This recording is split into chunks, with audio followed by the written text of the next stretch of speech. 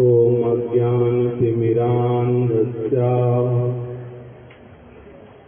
ज्ञानाञ्जनशलाकया चक्षुरुन्मीलितं येन तस्मै श्रीगुरवे नमः। नमो विष्णुपादाय गौरापृष्ठाय भूतले श्रीमते भक्तिप्रमोदाय पुरीगोस्वामिन्नामिने। नमो विष्णुपादाय राधिकायै। देखो बार-बार यहाँ काम होता है।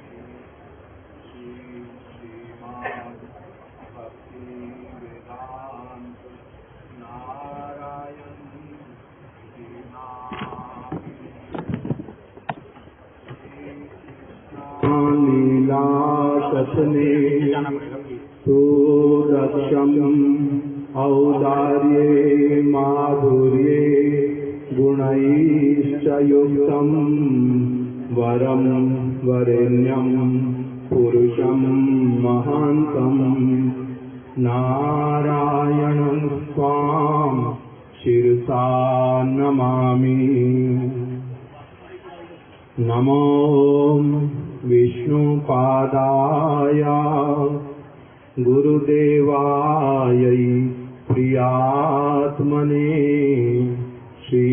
श्रीमद् भक्ति विज्ञान भारती इति नामिने।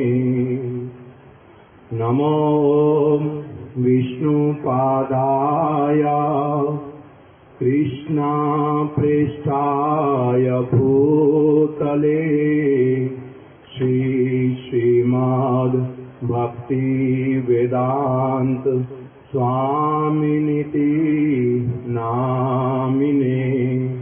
नामस्ते सरस्वती देवे गौरवाणी प्रचारिणे निर्विशेषा शून्यवादी पाश्चात्यदेशतारिणे। नमो विष्णुपादाय आचार्य सिंहारोपिणे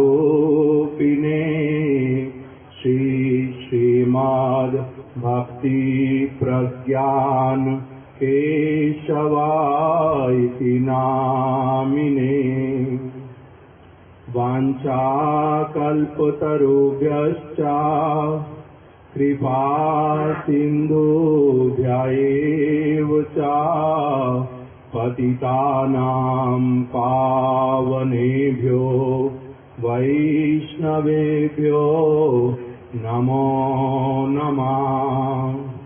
वैराग्ययुगभक्ति रसं प्रयत्नैर् अपायन मां मनभीप्सु मन्दं कृपाम्बुधिर्या परदुःखदुःखी सनातनं तं प्रभुमाश्रयामि।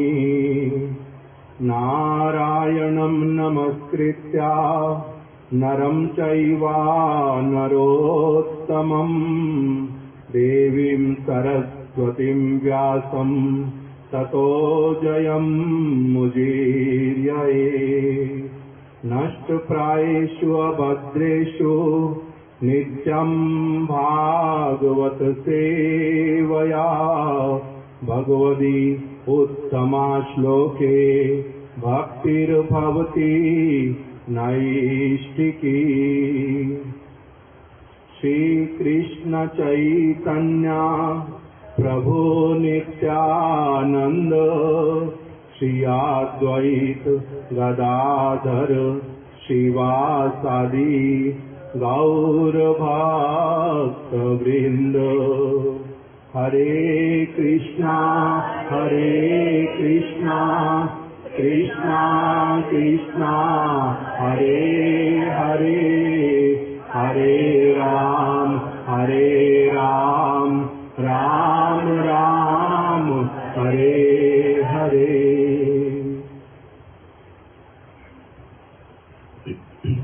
आज एक बहुत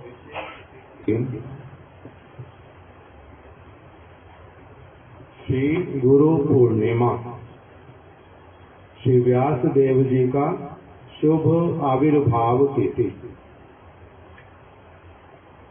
साथ ही साथ में श्री चैतन्य महाप्रभु के अंतरंग परिकर श्रील सनातन गोस्वामी पाद जी का भी आज शुभ तिरोभाव तिथि। आज से हमारे गुरुदेव, परम गुरुदेव, ये लोग आज से चातुर्मास से प्रारंभ करते थे। चातुर्मास्य का व्रत धारण करते हैं और आज गुरु पूर्णिमा अर्थात वेद व्यास जी का जन्म उत्सव होने के कारण, क्योंकि वो सभी के गुरु हैं, वेदों का विभाग करने वाले, वेदांत इत्यादि की रचना करने वाले, महाभारत गीता को प्रदान करने वाले और सर्वश्रेष्ठ जो ग्रंथ श्रीमद् भागवतम उसको प्रकटित करने वाले जो श्री वेद व्यास जी, आज उनकी आविर्भाव तिथि के कारण सभी संप्रदाय के लोग, क्योंकि सारे संप्रदाय, चारों वैष्णव संप्रदाय और साथ ही साथ में जो शंकर मतावलंबी भी हैं, वो लोग भी आज के दिन को गुरु पूर्णिमा कहते हैं, सभी लोग। इसलिए क्योंकि सभी लोग ही उनके द्वारा प्रदत्त जो विचारधारा, उनके उपदेश, उन्हीं को ही शिरोधार्य करके, उन्हीं को सर्वश्रेष्ठ मान करके सारा कुछ पालन करते हैं। यद्यपि श्री शंकर मतावलंबी शंकराचार्य जी के लोग, वो लोग इस दिवस को तो मानते हैं, क्या कहते हैं, हम व्यास जी के अनुगत हैं, उनके शिष्य हैं, प्रशिष्य हैं, उसी परंपरा में हैं, उनके विचारों को किंतु वो लोग ठीक ठीक रूप में नहीं मानते और उन्हीं व्यास देव जी के वचनों में ही एक बार दो बार शंकराचार्य जी ने लिख दिया कि व्यास हैला भ्रांत, कि किसी किसी स्थान पर व्यास देव भ्रांत हो गए, भ्रम हो गया उनको, उन्होंने इस जगह पर कुछ उल्टा पलटा लिख दिया। तो जिस व्यक्ति का इस प्रकार का गुरु के विषय में विचार होता है, वो गुरु की हजारों बातें बोलता रहे और मानता रहे, किंतु जिस स्थान पर थोड़ा सा भी संदेह करता है अथवा उनके ऊपर इस प्रकार की कोई बात बोलने का दुस्साहस करता है, तो वो वास्तविक रूप में कभी भी शिष्य नहीं कहलाता। उसके द्वारा की गई पूजा भी जो है वो कभी भी गुरु पूजा नहीं कहलाती। इसलिए वो लोग भले ही तिथि को मनाते हैं, बड़ी अच्छी तरह से मनाते हैं, किंतु तब भी उनका तिथि मनाना वास्तविक रूप में केवल मात्र अपने ही आप को बड़ा करने के लिए प्रयास है। किंतु चार वैष्णव संप्रदाय सभी श्री व्यास देव जी का आदर करते हैं, उन्हीं के वास्तविक विचारों को लेते हैं, उसी के अनुसार अपना जीवन पूरा चलाते हैं। तभी उनका क्या होता है, व्यास पूजा पालन करना। यदि शुद्ध गुरु परंपरा, हम लोग श्री कृष्ण ने ब्रह्मा जी को सबसे पहले अपने विषय में उपदेश प्रदान किया था। ब्रह्मा जी की शरणागति को देख करके ब्रह्मा जी के मन में बड़ी प्रबल इच्छा, जानना चाहते हैं कि सबका मूल कारण कौन है, सारी सृष्टि किसने बनाई, किसके दिशा निर्देश से ग्रह, नक्षत्र, आकाश, पृथ्वी, नदियां, समुद्र, भौतिक जगत, पारमार्थिक जगत, सारा कुछ किनके दिशा निर्देश से चलता है, मैं उनको जानने की इच्छा करता हूँ। बहुत उसके लिए हृदय में छटपट करते थे और बार बार प्रार्थना करते थे। मेरे को वो क्या कहते हैं, ब्रह्मा जी मुझे नहीं पता, हे प्रभु आप कौन सी दिशा में हैं, मुझे नहीं पता आप ऊपर रहते हैं या नीचे रहते हैं, आप किस प्रकार के हैं, आपका नाम क्या है, मुझे कुछ भी नहीं पता है। किंतु आप जहाँ पर हैं, आपका जो भी नाम है, आप जिस किसी स्थान पर हैं, मैं वहीं उसी स्थान को लक्ष्य करके, उसी व्यक्ति को लक्ष्य करके प्रार्थना करता हूँ कि हे प्रभु कृपा करके मुझे अपना कुछ अनुसंधान प्रदान करो। उनकी प्रबल इस आकांक्षा को पुनः पुनः इसी के ऊपर विचार करने की भावना को, कि मैं आपको देखना चाहता, आपसे मिलना चाहता, आपका सेवा करना चाहता, आपका कुछ उपदेश सुनना चाहता हूँ। वास्तविक वस्तु को जानने की मेरी प्रबल आकांक्षा है। इस प्रकार से जब उनका हृदय बहुत शुद्ध रूप में केवल इसी वस्तु को जब चाहता था, तब भगवान ने स्वयं कृपा करके उनको क्या किया, अपना दर्शन प्रदान किया। यावन आम, मैं जैसा हूँ, श्रीमद् भागवत में इस बात को बतलाया। यावन अहम, मैं जैसा हूँ, मद रूपम, मेरा रूप जैसा है, मेरे गुण जैसे हैं, मेरा जो सारा क्रिया है, हे ब्रह्मा तुम मेरी कृपा से अब सारा कुछ दर्शन करो, मेरी कृपा से उस विषय में सारा कुछ सुनो, मेरी कृपा से उस वस्तु को अनुभव करो। तो भगवान ने उनके हृदय की वास्तविक कामना को जान करके अपने आप को क्या कराया था, उनके समक्ष उदित कराया था, अपने विषय में सब कुछ बताया था। तो जो सब कुछ स्वयं भगवान से ब्रह्मा जी ने सुना, समझा, अनुभव किया, सब समय पालन किया, उन्होंने उसी वस्तु को आगे पूरा का पूरा किस प्रकार से, जैसे भगवान ने बताया था, जैसे का वैसे ब्रह्मा जी ने आगे वही सब सद उपदेश नारद ऋषि को प्रदान किया। नारद ऋषि ने वही की वही वस्तु स्वयं ही जाकर के कृपा करके व्यास देव को प्रदान की। व्यास देव जी ने कभी अपने दूतों को भेज करके और कभी स्वयं वही का वही बात सुखदेव गोस्वामी के कान में दिया, उनको उस सारी वस्तु से अवगत कराया। सुखदेव गोस्वामी जी भी स्वयं महत बन करके कृपा करके परीक्षित महाराज जी की सभा में गए, उनको वही की वही वस्तु प्रदान की। फिर सुखदेव गोस्वामी ने से ही वहीं पर सूत गोस्वामी ने भी सारा वही का वही उपदेश, ज्ञान, शिक्षा प्राप्त की। फिर आगे सूत गोस्वामी जी ने स्वयं जाकर के शौनक आदि ऋषियों को स्वयं उस वस्तु को प्रदान किया। उसी परंपरा में मध्वाचार्य जी को व्यास जी ने कृपा की। फिर उसी परंपरा में ही स्वयं श्री चैतन्य महाप्रभु, उन्होंने फिर आगे रूप गोस्वामी, सनातन गोस्वामी जी के पास पहुंच करके, गोपाल भट्ट गोस्वामी जी के पास जाके, रघुनाथ भट्ट गोस्वामी के पास जाकर के इन्हीं वस्तुओं को प्रदान किया। उसी वस्तु को शिला प्रभुपाद भक्ति सिद्धांत सरस्वती ठाकुर ने एज इट इज प्राप्त किया।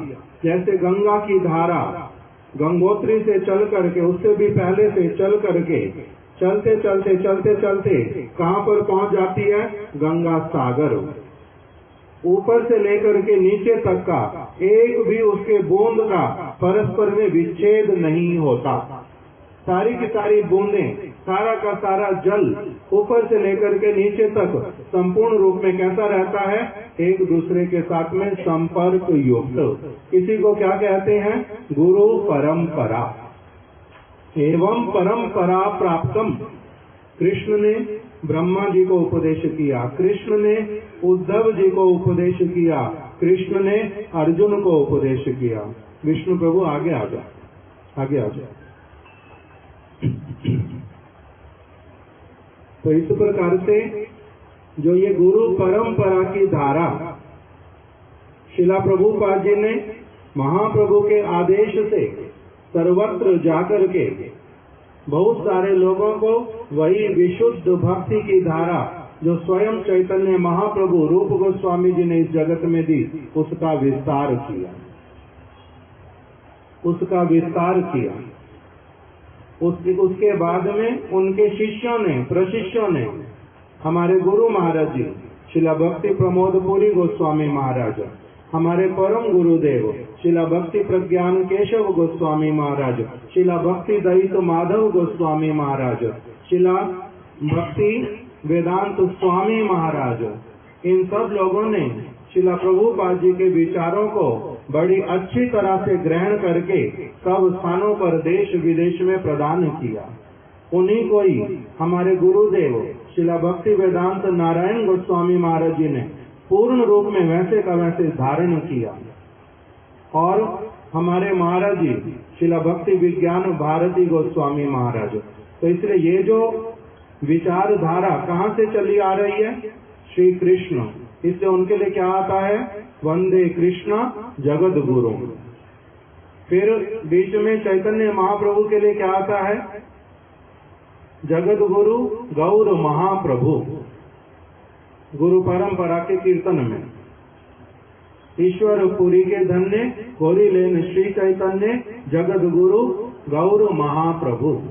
ये संप्रदाय प्रारंभ नहीं करते ना कृष्ण ना श्री चैतन्य महाप्रभु, किंतु किसी विशेष भक्त के ऊपर कृपा करके उनके माध्यम से संप्रदाय को जगत में प्रकाशित करते हैं। तो इसलिए ब्रह्मा जी से हमारा संप्रदाय चलता है। फिर श्री चैतन्य महाप्रभु के सबसे प्रिय अनुगत जन कौन है? शिला स्वरूप दामोदर गोस्वामी। उनसे फिर शिला रूप गोस्वामी, आज जिनकी तिथि शिला सनातन गोस्वामी इत्यादि, ये सभी गुरुजन। इनके विचारों को यदि एक व्यक्ति स्पष्ट रूप में, जैसे कोई व्यक्ति यदि गंगा सागर में गंगा मिलने वाली वहीं पर ही यदि वो गंगा जल को धारण करता है तो उससे क्या हो जाता है? उसका पूरी गंगा के साथ में ही संपर्क हो जाता है। उसी प्रकार से गुरुपाद पद्म ही जो हमारे समक्ष प्रकटित होते हैं, जीवंत स्वरूप में हम लोगों के ऊपर कृपा करते हैं, कृष्ण ही, महाप्रभु ही, रूप गोस्वामी जी, सनातन गोस्वामी ही, यही गुरु वर्ग, ये हमारे जो वर्तमान गुरुपाद पद्म वो क्या करते हैं? उन सभी की ही वास्तविक रूप में ये धरोहर है। उन्हीं सभी के विचारों को ही पूर्ण रूप में हृदय में धारण करने वाले हैं। उन्हीं के ही अभिन्न स्वरूप हैं।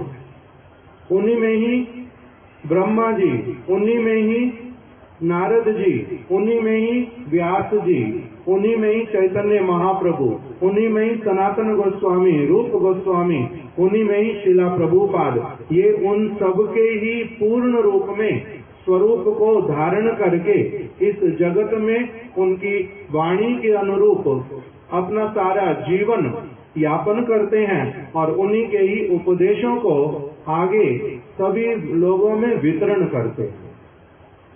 इनमें से अधिकांश गुरुवर्ग भगवान यदि स्वयं अपनी कृपा करके किसी के पास ना पहुंचे, कोई उनको जान नहीं सकता। गुरु यदि किसी के पास में अपनी आप से नहीं पहुंचे, बद्ध जीव का कहाँ इस प्रकार का योग्यता कि गुरु और सदगुरु, दुष्ट गुरु इसमें अंतर भी कर पाएगा, उसके लिए संभव नहीं है। कितनी प्रकार के गुरु, किंतु शंकराचार्य के मत में हजारों गुरु, उनको किंतु गुरु कहा नहीं जाता। वैष्णव संप्रदाय में आने पर भी बहुत सारे लोग अपना स्वार्थ परायण होकर के वास्तविक जो गुरु परंपरा का जो मर्यादा, उसका जो गुरुत्व, उसका जो सैंटिटी, उसकी जो प्यूरिटी, उस वस्तु को मेंटेन नहीं कर पाते। तो इससे केवल मंत्र लेने से ही कोई परंपरा में आ जाता है, ये बात बिल्कुल नहीं होती। मंत्र लेने से ही कोई परंपरा में नहीं आता, किंतु पूर्ण रूप में उन विचारों को धारण करके, जैसे एक बच्चा जन्म लेता है माता के गर्भ से, पिता के शुक्र से माता के गर्भ में आता है, माता के गर्भ से जन्म लेकर के फिर क्रमशः बड़ा होता है। बड़ा होते होते सारे उनके विचारों को, उनके परंपरा को, समस्त वस्तुओं को जब धारण करने की पूर्ण क्षमता धारण करता है, तब उसको क्या कहा जाता है कि इसने अब पूर्ण रूप में इस कुल को कृतार्थ कर दिया। इसी प्रकार से गुरुदेव कृपा करके सदगुरु वो क्या करते हैं, अपनी आप से बद्ध जीवों के पास में पहुंच करके उनको अपनाते हैं, उनको भक्ति लता का बीज प्रदान करते हैं और फिर उनके उस बीज को पुष्ट करते हैं। जैसे माता पिता बहुत वर्षों तक तो पहले अपने बच्चे की सेवा ही करते रहते हैं, इसी प्रकार से गुरुपाद पद्म भी अपने शिष्यों को पहले तो बहुत वर्षों तक बच्चे की भांति सब समय पालन ही करते रहते हैं। उनका मल मूत्र साफ करना, उनको दूध पिलाना, उनको वस्त्र परिवर्तन कर देना, उनकी उल्टी आने पर उल्टी साफ कर देना, इधर उधर कोई शरारत करने पर उसको संभालना, उसको बार बार एक बात बोलते बोलते उसको बहुत कुछ सिखाना, उसके लिए क्या अच्छा होगा जिससे कि बाद में उसकी हड्डियों में बहुत अच्छा बल होगा, उसका शरीर बहुत अच्छा रहेगा, बीमारियां कम पकड़ेंगी, इस सब समय स्वस्थ चित्त वाला रहेगा, अच्छे संस्कार देना, किसी का अनादर ना करे, हर प्रकार से अच्छी शिक्षा प्राप्त करे, इसका जीवन बहुत उज्जवल हो। जैसे माता पिता सारा प्रयास करते रहते हैं सब समय के लिए, उसी प्रकार से गुरु अपने शिष्य के लिए सब समय इस प्रकार की चिंता करता है, बहुत सेवा करता है अपने शिष्य की। किस लिए? बर्डन ऑफ लव, प्रेम के कारण, भगवान के प्रति प्रेम होने के कारण, भगवान के प्रति प्रेम होने के कारण उनकी सेवा के लिए बहुत सारे लोगों को प्रस्तुत करते हैं और उनके लिए भी बहुत कुछ कर देते हैं। तो इस प्रकार का गुरुपाद पद्म का महात्म्य होता है। इसीलिए हम लोग, हमारे गुरुदेव, जिन गुरु वर्गों का हम लोग पूजन करते हैं, उन लोगों का पूजन करने का मन में भावना क्यों आता है? इसीलिए आता है क्योंकि उनसे हम लोग कृतार्थ हुए हैं।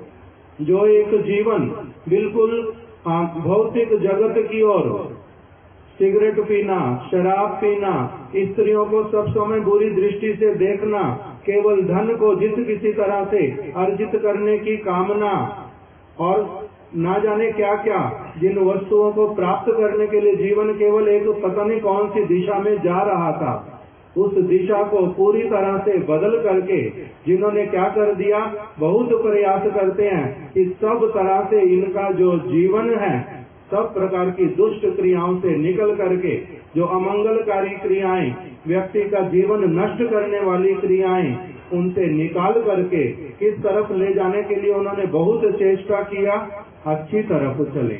भगवान में तो इनका कब मन लगेगा कब नहीं लगेगा पता नहीं, किंतु उस तरफ अंततः इनकी बिगनिंग हो जाए, प्रारंभ हो जाए, कुछ न कुछ उस तरफ आगे बढ़े, वहाँ की संपत्ति, वैभव, वहाँ का आनंद, वहाँ की नित्यता, इस वस्तु को समझे। इसलिए ये लोग कैसे वाले हैं, सनातन गोस्वामी जी के प्रणाम मंत्र में बता दिया, पर दुख दुखी। ये लोग दूसरों के दुख को देख करके दुखी होते हैं, अपनी आप से उसका दुख दूर करने के लिए जाते हैं बिना पुकारे। कोई अगर वेलकम नहीं करता तब भी उसके पास जाते हैं। कोई पागल जैसा होता है, उसको आप कहो कि हम तुझे नहला धुला देते हैं, तेरे कपड़े साफ तेरे को पहना देते हैं, वो हाथ ही नहीं लगाने देते। वो कहता जाओ जाओ यहाँ से, मेरे को छोड़ दो। थप्पड़ भी लगा देता है, कभी कभी गाली भी देने लगता है, किंतु तब भी जो व्यक्ति उनकी हेल्प करना चाहता है वो कभी भी उससे पीछे नहीं हटता। जिस किसी प्रकार से तब भी उनकी क्या करता है, सेवा करता है। इसी प्रकार से गुरु पाद पद्म, कितने ही लोग उनको स्वीकार करना चाहते नहीं, कितना ही अनादर करते हैं, कभी कभी गाली भी निकाल देते हैं, कभी अपमान भी कर देते हैं, किंतु तब भी गुरु पाद पद्म वो कैसे वाले होते हैं कि सब समय इन सारी वस्तुओं को भी पूरी तरह से अनदेखा करके एक व्यक्ति का पारमार्थिक मंगल हो। अभी इसकी बुद्धि ठीक नहीं है, ये बेचारा अस्वस्थ है, इसके प्रति सहानुभूति होती है, उस प्रकार से करके उसके मंगल के लिए सब समय चेष्टा करते हैं। गुरुदेव उदाहरण देते थे, एक बछड़ा बीमार पड़ गया, उसके लिए औषधि लाई गई, औषधि खाना नहीं चाहता, उसको औषधि खिलाई कैसे जाती है, उसको जबरदस्ती पकड़ा जाता है 3-4 लोगों के द्वारा, उसके मुख को पूरा ऊंचा कर देते हैं गर्दन से पकड़ करके, उसके मुख में बांस डाल देते हैं, बांस के ऊपर से फिर दवाई डालते हैं, उसकी गर्दन को तब तक नहीं छोड़ते जब तक उस औषधि को निगल ना जाए।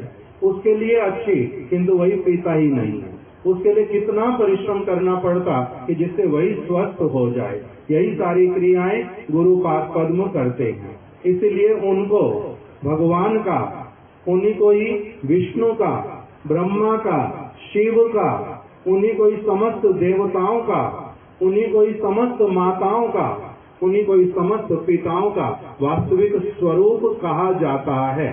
गुरु हजारों प्रकार के, किंतु जो पारमार्थिक गुरु, जो भगवान की ओर मति को लगा देता है, उसी को ही वास्तविक गुरु कहते हैं। गुरुआ बहुआ संति, हजारों प्रकार के गुरु हैं।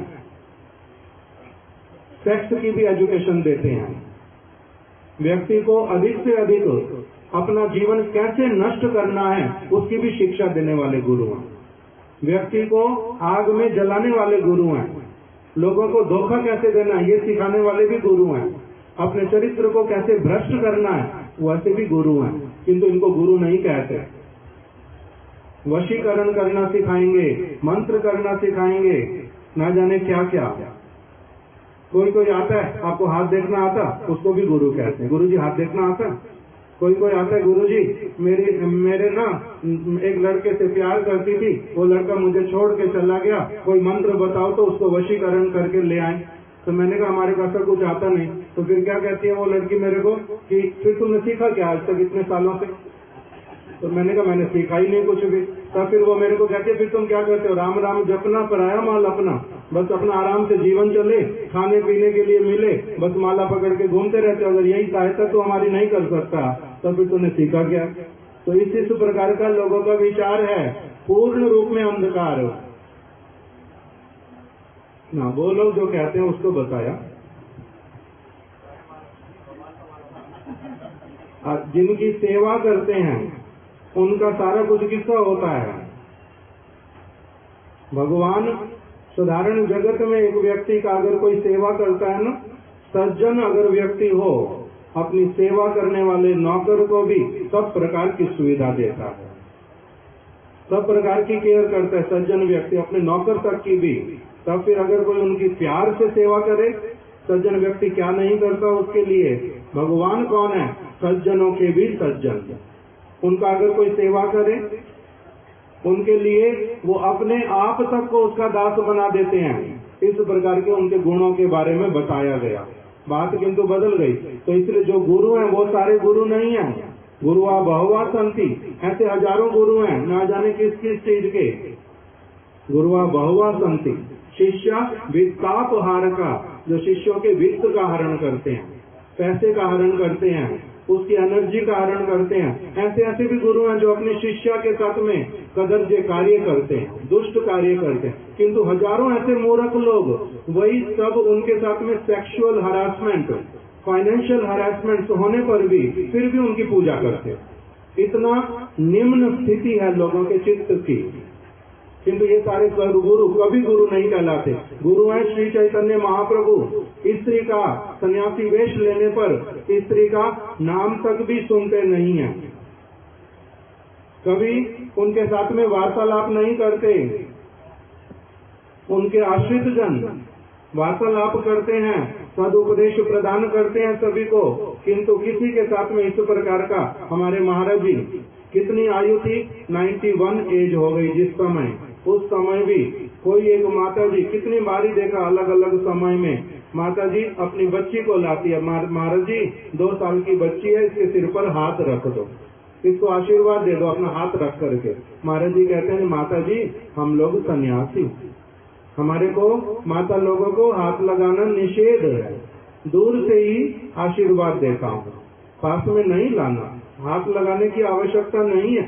इस प्रकार के आदर्श वाले गुरु वर्ग, ऐसी हजारों बातें उनके विषय में, इस प्रकार के जो गुरु वर्ग, इनको कहते हैं गुरु, जिनका आदर्श सब समय नाम कीर्तन करते हैं, भगवान की वाणी का ही उपदेश करते हैं, अन्य जगत की किसी वस्तु के लिए लोभी नहीं होते। हमारे गुरुदेव की उपदेशावली पीछे लगी हुई है, उसमें लिखा है जो व्यक्ति जागतिक प्रतिष्ठा चाहता है, लौकिक वस्तुओं में रमा रहता है, जिसको केवल मात्र धन दिखलाई देता है, ऐसे वाले व्यक्ति को गुरु नहीं कहते।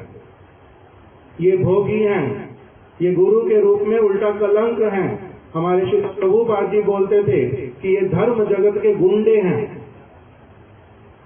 ये धर्म जगत के गुंडे हैं।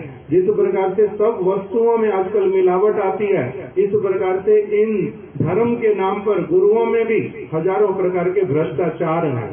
तो इससे गुरु पूर्णिमा इत्यादि महोत्सव आता है, इन्हीं सारी वस्तुओं को अच्छी प्रकार से समझने के लिए गुरु कौन और कुगुरु कौन, गुरु के साथ में कैसे संबंध रखते हैं, गुरु का महात्म्य क्या है, गुरु देना किस वस्तु को चाहते हैं, इन सारी वस्तुओं को समझें अगर हम लोग थोड़ा थोड़ा करके, तब हम लोग उनके अनुगत बन पाएंगे। बालक जैसे बन करके थोड़े थोड़े बड़े होते जाएंगे, किसी न किसी दिन उनको ठीक से समझ पाएंगे, उनके चरणों की सेवा कर पाएंगे, तभी हमारा गुरु पूर्णिमा, गुरु पूजा करना सार्थक होगा। अभी हमारा प्रारंभ है, कहीं न कहीं से कुछ न कुछ करो। गुरु पूर्णिमा आई है, फूलों की सजावट कर दो, चित्रपट लगा दो, पुष्पांजलि दो, पूजा कर दो, मिठाई भोग लगा दो, फल भोग लगा दो, भक्तों को बुला लो, तो कर दो, कुछ न कुछ करो, प्रारंभ करो। किंतु गुरुदेव क्या बोलते थे, ये सारा कुछ प्रारंभ है, इससे आगे बढ़ते जाना है। फिर धीरे धीरे क्या करना है, गुरु को अपने कान देने हैं, गुरु को अपना हृदय देना है, गुरु के विचारों को सुनना है। वंदो मोई सावधान मते, सावधानी पूर्वक उनकी वंदना करनी है, उनमें कभी मरते बुद्धि नहीं करनी। वो हमारे जैसे हाड़ मांस के बने हुए नहीं हैं, वो जगत के प्राणी नहीं हैं, वो सर्वदेवमय, वो साक्षात हरि हैं, वो भगवान के स्वरूप हैं, भगवान के परम प्रिय हैं, बहुत घनिष्ठ हैं। सारा जीवन जन्म जन्मांतर भगवान की सेवा में रत रहने वाले परम शुद्ध ट्रांसपेरेंट अथॉरिटी हैं, स्वार्थ रहित हैं। इस प्रकार का हमारा सारा कुछ समझना हो, धीरे धीरे करके हो भले, किंतु कभी भी बीच में बाधा ना आए, यही कह करके मैं अपनी वाणी को आज विश्राम देता हूँ। श्री गुरु पूर्णिमा की जय, श्री वेद व्यास जी की जय, स्वामी जी की जय, भानुशिला गुरुदेव की जय, सिद्धांति महाराज की जय, गौर प्रेमानंदे हरि बोल।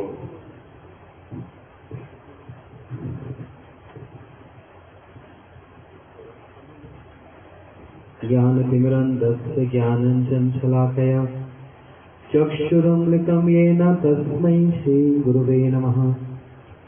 गुरुवे गौरचन्द्राय राधिकाय सदालये कृष्णाय कृष्णभक्ताय तद्भक्ताय नमो नमः। श्रीकृष्ण चैतन्य प्रभु नित्यानंद श्री अद्वैत गदाधर शिवासादि गौर भक्त वृंदा। सभी हाथ ऊपर उठाकर बोलो हरे कृष्णा कृष्णा कृष्णा हरे हरे, हरे राम राम राम। एक बार जोर से हरे कृष्णा कृष्णा हरे हरे, हरे राम राम हरे हरे। श्री गुरु पूर्णिमा की, श्री गुरु पूर्णिमा की। आप ठीक है। मैं सर्वप्रथम अपने गुरुदेव श्री श्रीमद भक्ति प्रमोद पुरी गोसाई महाराज जी एवं शिक्षक गुरुदेव मिथिलापुर श्री श्रीमद भक्ति वेदांत शिला नारायण गोसाई महाराज एवं मिथिलापुर ओम विष्णुपाद भक्ति विज्ञान शिला भारती गोसाई महाराज जी के चरण कमलों में असंख्य कोटि दंडों को नाम ज्ञापन करते हुए उनकी अहेतु की कृपा की वांछा करता हूँ। तदुपरांत अभिन्न शिक्षा गुरु मिथिला ओम विष्णुपाद भक्ति वेदांत शिला वामन गोसाई महाराज एवं मिथिला भक्ति वेदांत शिला त्रिक्रम गोसाई महाराज श्री श्रीमद भक्ति वल्लभ तीर्थ गोसाई महाराज एवं जो गौड़िया मठ के संस्थापक जिनके अहेतु की कृपा से आज संसार में पूरे विश्व में गुरु पूर्णिमा के संबंध में हम लोग आप लोग जान रहे हैं और इस गुरु पूर्णिमा को मना रहे हैं। श्री श्रीमद भक्ति सिद्धांत सरस्वती ठाकुर प्रभुपाद एवं उनके समस्त परिकर उनके शिष्य वृंद हमारे सब गुरुवर्ग एवं श्री चैतन्य महाप्रभु जी जिनके संबंध में भी सुन रहे थे, वास्तव में वही जगत गुरु जो भक्त की शिक्षा, भक्त का आचरण कैसा हो उसकी शिक्षा देने के लिए वही भक्त रूप धारण करके स्वपार्श्व स्वधाम सहअवतारी अपने परिकर वृंद के साथ इस धरातल पर 530 वर्ष पूर्व पहले आए। जो श्री राधा और श्री कृष्ण जिनका हम दर्शन कर रहे हैं, वे दोनों जो मिलित स्वरूप हो जाएं, राधा भाव द्वितीय सवलितम नौमी कृष्ण स्वरूपम, वे श्री चैतन्य महाप्रभु जी। वे जब आए उनके साथ अपने भक्तों को भी लाए, अपने परिकरों को भी लाए। पंच तत्व आत्मकम कृष्ण भक्त रूप स्वरूपकम भक्त अवतार भक्ताख्यम नमामि भक्ति शक्तिकम। श्री चैतन्य महाप्रभु के जितने भी भक्त हैं, उनका महाप्रभु जी के साथ जो संबंध, वो सब महाप्रभु ही उनकी प्रीति और प्रेम के एकमात्र कारण होने पर भी महाप्रभु जी के साथ उनका संबंध भिन्न भिन्न है।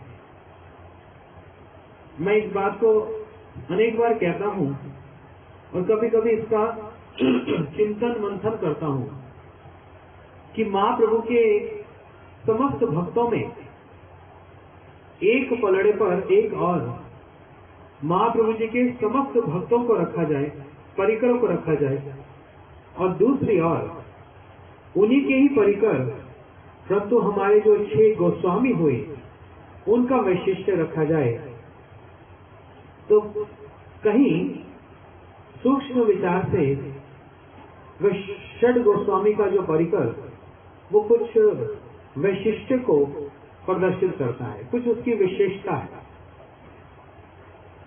महाप्रभु के परिकर तो सब महाप्रभु के परिकर ही है, परंतु इनका जो अवदान, जो 6 गोस्वामी जिनके नाम उच्चारण करने मात्र से एवं श्रवण करने मात्र से भक्ति प्राप्त होती है, और वो नाम क्या है? श्री रूप सनातन भट्ट रघुनाथ, श्री जीव गोपाल भट्ट दास रघुनाथ। एछाई गोसाई गौरी चरण वंदन, जहाँ हुए थे विघ्न नाश अभिष्ट पुराण। जिनके नाम स्मरण करने मात्र से सारे विघ्न विनाशन हो जाए। कौन से विघ्न विनाशन? बोलते भक्ति के जो विघ्न विनाशन, और भक्ति के जो कुसिद्धांत है वह विघ्न विनाश हो जाए। श्री रूप और श्री सनातन गोस्वामी जी के, इन 6 गोस्वामी के विचारों के माध्यम से। क्योंकि आज गुरु पूर्णिमा, जिसको मुंडे पूर्णिमा भी कहते हैं, और गोवर्धन जी में आज परिक्रमा करना बहुत आसान होता है, क्योंकि लगभग 20-30-40 लाख लोग आज परिक्रमा देते हैं। और परिक्रमा करना इसलिए आसान होता है कि आपको आज चलना नहीं पड़ता, बस वहां खड़े हो जाना पड़ता है। और वो भीड़ जो है वो अपने आप ही आपको खींचकर धक्का मार के पूरी परिक्रमा करा के छोड़ देती है, लो हो गई। लेकिन उनमें से किसी एक व्यक्ति को खड़े कर कर पूछो कि आज की परिक्रमा क्यों, वो तो गुरु पूर्णिमा है, मुंड्य पूर्णिमा है, लेकिन उन किसी में भी ये समर्थ नहीं होगा, दो चार को छोड़कर, जो बता सके कि आज हुआ क्या है। मैं थोड़ी सरल भाषा में वर्णन करूंगा, अर्थात नहीं तो श्री गुरु पूर्णिमा का जो गुरुत्व है, अभी अभी प्रभु जी ने बड़े सुंदर रूप से वो गुरु परंपरा का जो वर्णन किया, इतना गुरुत्व है उसका, जिसका नाम ही गुरु हो, वह पूर्णिमा। पूर्णिमा कब होती है? जब चंद्र आधा होता है या फीका होता है या पूरा होता है? चंद्र का संबंध किससे होता है जानते हो? सूर्य तेज और उज्ज्वलता प्रदान करते हैं और हम चारों ओर दिख जाता है, देखते हैं हम। परंतु चंद्र की चंद्रिका से सब प्रकार की औषधियां और जो अन्न पदार्थ, इनको पुष्टि मिलती है। समझ रहे हैं चंद्र का कितना वैशिष्ट्य है? आप यदि वो बायोलॉजी पढ़े तो पता लगे। और भागवत जी में तो पंचम स्कंद में बड़ी सुंदर कथा का वर्णन है। जितनी औषधियां और जितने अन्न पदार्थ हैं जिसको खाकर हम जीवित रह सकते हैं, वे चंद्र की चंद्रिका से पुष्ट होती है। इसलिए वह चंद्र की चंद्रिका जो हमारे दिन के सूरज के ताप को भी जो शमित करती है, शांत करती है, वह पूर्णिमा। हम एक अग्नि में झुलस रहे हैं। कौन सी अग्नि? संसार दावा नवनीत लोक। संसार की जो अग्नि है उसमें हम झुलस रहे हैं, और इसलिए चंद्र की जो चंद्रिका उस पर जो आती है तो शीतलता प्राप्त होती है।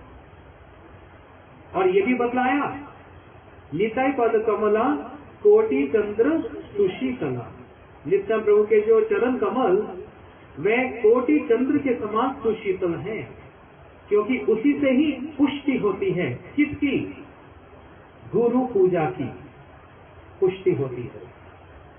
गुरु का अर्थ ही जो भारी, जो ज्ञान विज्ञान स रेशनम का अंगनम च, भगवान का ज्ञान और विज्ञान और रहस्य और उन तीनों को प्राप्त करने की जो पद्धति जो श्री कृष्ण ने ब्रह्मा जी को दिया, इसलिए वो पूरा जो एक पैकेज है वो इतना भारी है, वो इतना भारी कि उसको जानने से समझने के लिए, जानने के लिए समझने के लिए हमको उतनी ही भारी एक व्यक्ति की आवश्यकता पड़ती है जो अनुभूति संपन्न हो और संसार से जिनकी विरक्ति हो। तस्मात् गुरु प्रपद्ये जिज्ञासु एवं उत्तमम्। जो जिज्ञासु हैं, जो वास्तव में पद्धति को पालन करना चाहते हैं, जो गुरु पूर्णिमा को याजन करना चाहते हैं। गुरु पुण्य का मतलब मात्र गुरु जी का देही मात्र गुरु पूर्णिमा गुरु पूजा नहीं है। गुरु जी का विचार वह गुरु पूर्णिमा है। गुरु जी के विचारों का पूजन वह गुरु पूर्णिमा है। गुरु जी के जो उपदेश उसका पूजन वह गुरु पूर्णिमा है। गुरु जी का जो आचरण, उस आचरण की पूजा वह गुरु पूर्णिमा है। इसलिए वो वर्ष में एक दिन गुरु पूर्णिमा नहीं होती। सारे जगत आज के दिन अपने अपने गुरु जी की पूजा करने आते हैं और वर्ष में एक ही बार बस आज ही लुटा देंगे जब। लेकिन एक सद शिष्य के लिए प्रत्येक दिन 365 दिन वर्ष के, और प्रत्येक घंटा और प्रत्येक मिनट, प्रत्येक क्षण ही गुरु पूर्णिमा है। उसका रहन सहन, उसका विचार, उसका आचरण एवं उसकी जो गुरु और गुरु परंपरा के प्रति जो समर्पण भाव है, जो सेवा वृत्ति है, वही वास्तव में गुरु पूजा है। वही वास्तव में गुरु पूजा है जो हमारे गुरुजनों ने अपने सारे जीवन अपने अपने गुरुदेव की सेवा करके हमको वो विचारधारा हमारे सामने प्रकट और सुंदर रूप से उसको प्रकट करके दिखलाया है। इसलिए ये बात किस लिए कह रहा हूं क्योंकि आज के दिन ही गुरु परंपरा में, हमारी श्री गुरु परंपरा जो परम वंदनीय गुरु परंपरा है, जबकि 4 वैष्णव संप्रदाय परम वंदनीय हैं, श्री, ब्रह्म, रुद्र और सनत, ये 4 वैष्णव संप्रदाय में जो दीक्षा लेते हैं वह प्रमाणिक दीक्षा मानी जाती है। ये शास्त्र की वाणी है, ये वेद वाणी है। जो इन 4 संप्रदाय के अतिरिक्त कहीं और से इस मंत्र इत्यादि लेते हैं वो कोई प्रमाणिक ही नहीं है। श्री संप्रदाय, श्री, ब्रह्म, रुद्र, सनत संप्रदाय, इन 4 संप्रदाय में हमारी संप्रदाय परम वंदनीय संप्रदाय है, जिस संप्रदाय को भगवान श्री कृष्ण ने इस संप्रदाय को अवलंबन करके श्री चैतन्य महाप्रभु के रूप में वह गौर महाप्रभु सबको शिक्षा प्रदान कर रहे हैं कि कैसे और किस प्रकार से हम कृष्ण की भक्ति और कृष्ण को समर्पण कर पाएंगे। इसलिए स्वयं अपने आचरण से और अपने भक्तों के आचरण से, उन भक्तों में आज जिनकी पुण्य, पावन और पवित्र और परम वंदनीय जो तिथि है वह श्री सनातन गोस्वामी जी, जिनके संबंध में औरों की तो बात ही छोड़ दो, जितने हमारे 6 गोस्वामी हुए वे 6 गोस्वामी में श्री सनातन गोस्वामी जी अन्यतम हैं, और बाकी जितने 5 गोस्वामी सब उनके चरणों की वंदना करते हैं, उनको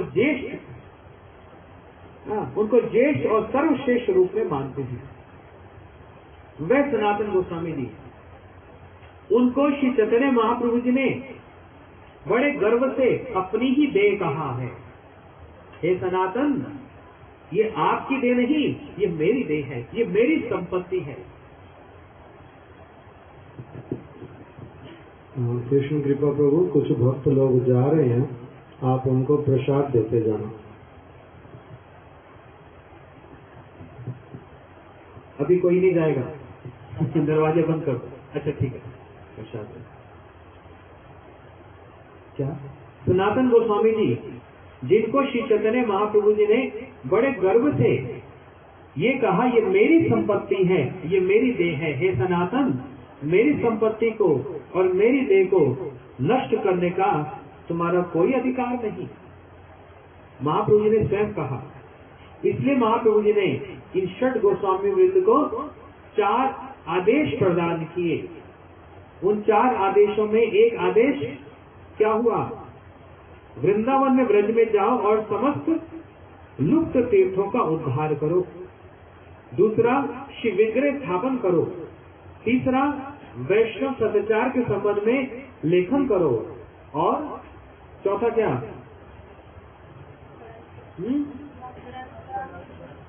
वैष्णव ग्रंथ प्रकाशन।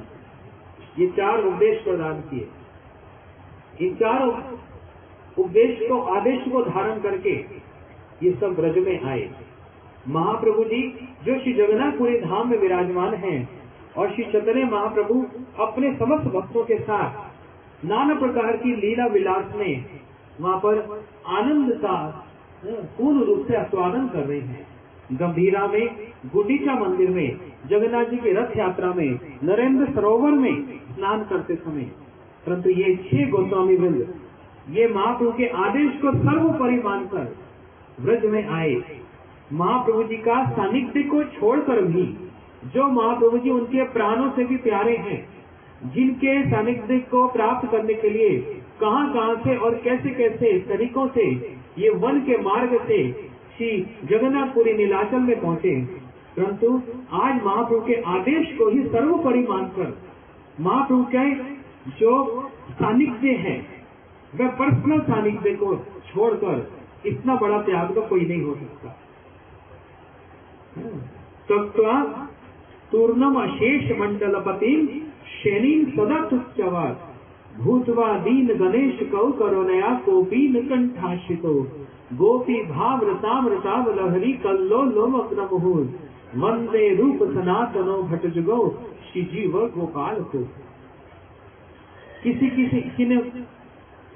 ने तो अपनी सारी संपत्ति को त्याग दिया, किन्होंने तो अपने पदों को त्याग दिया, बड़े बड़े राज्य मंत्री, प्रधानमंत्री पद को त्याग दिया। ये सब त्याग एक और है, लेकिन महाप्रभु जी का आदेश ही सर्वोपरि है, सर्वश्रेष्ठ है, इसको मस्तक पर धारण करते हुए महाप्रभु का जो सानिध्य उसको छोड़कर ये जो ब्रज में आए, ये सेवा परिपाटी, ये षट गोस्वामी वृंद की यही इनका वैशिष्ट्य है।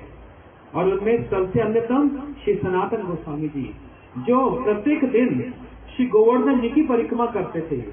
मथुरा वृंदावन में रहकर श्री मदन मोहन जी की सेवा करते हुए वह मथुरा में आते और मथुरा में आकर प्रत्येक दिन गोवर्धन जी की परिक्रमा करते और सभी से सहज भाव से संबंध जोड़ते, मारुकरी करते, भिक्षा करते। इनको खान पान की कोई आवश्यकता नहीं है, लेकिन संबंध कैसे जुड़ेगा, किसको कैसे भक्ति में लाना है, इसलिए माधुकरी का एक अभिनय कर रहे हैं। और गुरुदेव बतलाते थे आज के दिन ही इस बात को। श्री सनातन गोस्वामी जी कहते, अरे लाली तेरा ब्याह हो गया, अरे वो तुम्हारी गैया उसने बछड़ा दे दिया। इस प्रकार साधारण बातें करते करते उनके साथ संबंध, और पूरे ब्रजमंडल 84 कोस ब्रजमंडल के ये पिता के समान माने जाते, सबके पिता के स्वरूप, सब इनको फादर फिगर, एक पिता के रूप में दर्शन करते। इससे सब बड़े बाबा कह के इनको संबोधन करते। तो इसलिए आज के दिन ही कथा तो बहुत लंबी है, बहुत विस्तार है, और इनका वैशिष्ट्य बताने बैठे वो तो फिर रात को 11 बजे प्रसाद मिलेगा। लेकिन आज के दिन ही ये इस संसार से अप्रकट, अर्थात श्री गौर लीला में और श्री राधा कृष्ण लीला में इन्होंने प्रवेश किया। इसलिए इनका तिरोभाव तिथि को, गुरु पूर्णिमा के दिन, आज के दिन तिरोभाव तिथि को मनाया जाता है। और सारे ब्रजवासी जितने पुरुष वर्ग हैं उन्होंने अपने सिर को मुंडवाया था, क्योंकि जब घर में पिताजी शरीर छोड़ दें तो क्या करते हैं, अपने सब सिर्फ मुंडवाते हैं, मस्तक मुंडन करते हैं। इसलिए क्योंकि वो पिता के समान थे सबके, इसलिए सभी जो पुरुष वर्ग हैं मस्तक को मुंडवाया और गोवर्धन जी की परिक्रमा की, क्योंकि ये प्रत्येक दिन गोवर्धन जी की परिक्रमा करते थे। तो इनकी स्मृति में सब लोगों ने गोवर्धन जी की परिक्रमा की। इसलिए वो पद्धति आज भी चलती आ रही है, 500 वर्ष पुरानी पद्धति, लेकिन किसी को पता ही नहीं। क्यों पता नहीं? क्योंकि जो प्रभु जी बतला रहे थे अभी, किसी सदगुरु के निकट बैठकर सीखा ही नहीं है। हर व्यक्ति अपने आप को ही गुरु मानने लग जाता है। मैंने ये सुना था, मैंने फलाना सुना था, टीवी में वो था, रेडियो में वो था, इंटरनेट में वो है, गूगल ये कहता है, गूगल ही गुरु है। नहीं, इसलिए कहा जिज्ञासु श्रेय उत्तमम। जो सच में अध्यात्म की ओर जिज्ञासु होना चाहता है उसको क्या करना पड़ेगा? तस्मात् गुरु प्रपद्ये, गुरु जी के निकट जाकर, वे गुरु जी जो अनुभूति संपन्न है, जिनको भगवान की अनुभूति है और जगत से वैराग्य है, जिनको किसी से आसक्ति नहीं, और हर वस्तु को युक्त वैराग्य धारण करके हर वस्तु को भगवान की सेवा में ही जो लगा देते हैं, ऐसे गुरु के निकट आकर तब भक्ति के जो गहराइयां हैं, देखो समुद्र की गहराई कितनी नीची होती है, कितनी गहरी है वो, और वहां कितने प्रकार के रत्न पड़े हैं। उन भक्ति के जो रत्न हैं, जो गहराई है, वहां तक वही जा सकता है जो उसकी नींव को स्पर्श कर सकता है, अर्थात श्री गुरु। वह अनुभूति संपन्न का अर्थ क्या? वो भक्ति के उन मनियों को वो सूक्ष्म रूप से जानते हैं और वो बड़ी आसानी से इसको दे भी सकते हैं, परंतु जिज्ञासु से उत्तमम। एक ही कंडीशन है, हम कम से कम जिज्ञासु तो हों, चाहते तो हों। जब चाहते नहीं है तो कहां से प्राप्त होगा? इसलिए गुरु पूर्णिमा मनाई जाती है।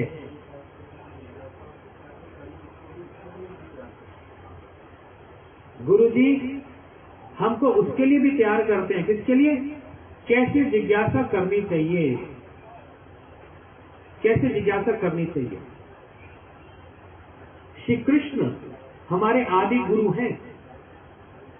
हमारी जो संप्रदाय कृष्ण है ते चतुर्मुख, है कृष्ण सेवन मुख, ब्रह्म है ते नारदेर मति। श्री कृष्ण ने सबसे पहले ब्रह्मा जी को चयन किया। गुरु शिष्य को चयन करता है उनको उपदेश देने के लिए, उनको सब प्रकार के शिक्षा देने के लिए। ये उनका बड़प्पन है, ये उनकी महिमा है। श्री कृष्ण ने ब्रह्मा जी को चयन किया। एक शिष्य को यही विचार करना चाहिए कि गुरु जी चाहें तो सब कुछ कर सकते हैं, परंतु उन्होंने मुझको चयन किया इस सेवा का भार मुझको देने के लिए। इसलिए एक श्लोक में बताया, अनुकंपा चा पूर्णस्मि स्वास्मिन सेवावधिराज संवादका सेवकादेशु सेव्य सौभाग्य संपादका भागवत आत्मय तद उपकार इच्छा। अनुकंपा का मतलब होता है कृपा, कृपा कृपा कृपा। अनुकंपा क्या है? जो पूर्ण व्यक्ति है वो जहां पर अपूर्णता दिखलाता है, यही उनकी अनुकंपा है। सीधी सीधी बात में साधारण हिंदी भाषा में ये इतना बड़ा संस्कृत का श्लोक सुना दिया, समझ भी नहीं आया कैसे। लेकिन साधारण हिंदी भाषा में ये समझो, जो पूर्ण व्यक्ति है जहां पर वो अपनी अपूर्णता दिखलाता है, वही उसकी कृपा है। इसको और खोलकर दिखाओ। श्री राम जी जो साकेत धाम से इस पृथ्वी तक आ सकते हैं, क्या थोड़ी दूर किलोमीटर का समुद्र लांघ नहीं सकते? आप साकेत से इधर आ सकते हैं पृथ्वी पर, आप समुद्र पार करके लंका नहीं जा सकते। जो पूर्ण है वहां पर अपूर्णता दिखला रहे हैं। मैं समुद्र लांघ नहीं सकता, मुझको आप सबकी सहायता की आवश्यकता है। हे सुग्रीव, हे विभीषण, हे हनुमान। तो राम जी क्या समुद्र लांघ नहीं सकते?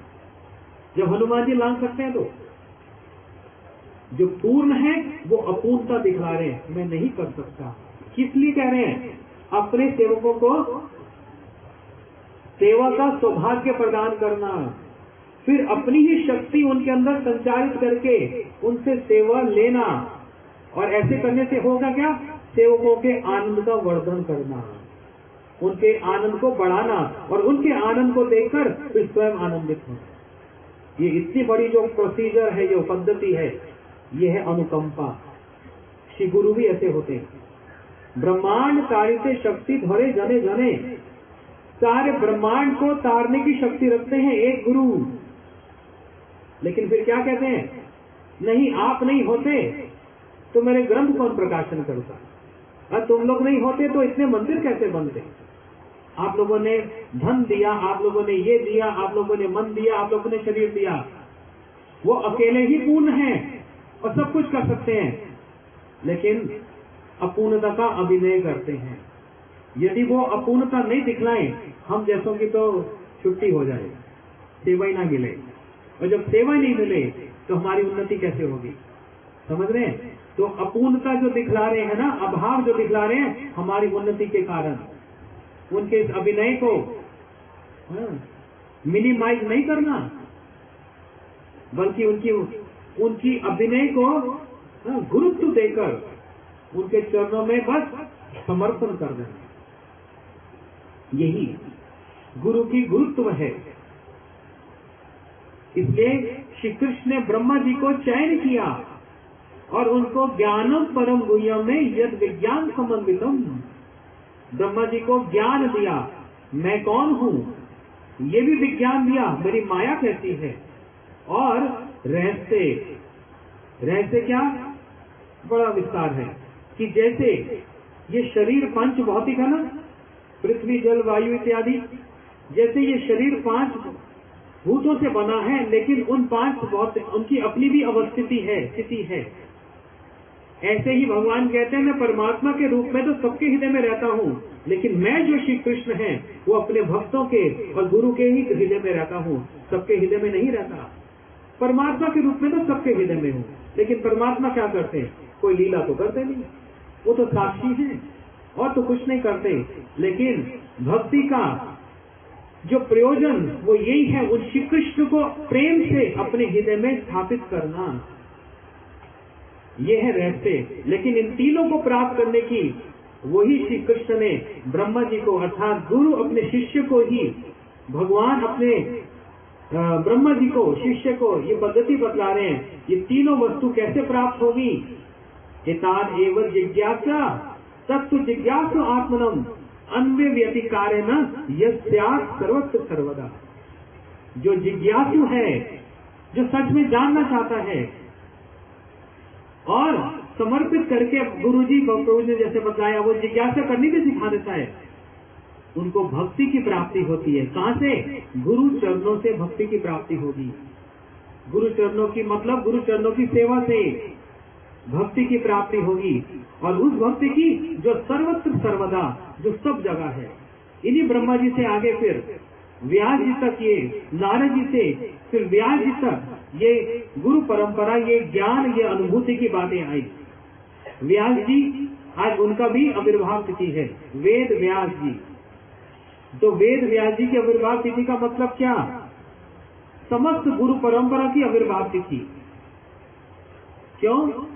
सब उन वेद के जो केंद्र हैं, सब उन्हीं की बात को ही कहते हैं।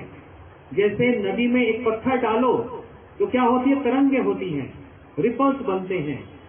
उसी प्रकार समस्त गुरु परंपरा, जो सब गुरु परंपरा है, श्री ब्रह्म मध्व गौड़ीय गुरु परंपरा जो है, वो सबके केंद्र आधार एक ही है।